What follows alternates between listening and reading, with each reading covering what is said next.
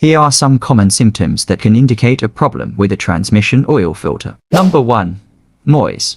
A faulty transmission oil filter can sometimes produce strange noises, such as whining or humming sounds. These noises can be caused by a clogged or restricted filter, which can reduce the flow of oil to the transmission and cause internal components to wear prematurely. Number 2. Sleeping. If the transmission oil filter is clogged or restricted, it can cause the transmission to sleep or hesitate when shifting gears. Number 3. Overheating. A clogged or restricted transmission oil filter can cause the transmission to overheat, which can lead to further problems. Overheating can be caused by a lack of proper lubrication, as well as a build-up of debris and contaminants in the filter. Number 4. Leaks.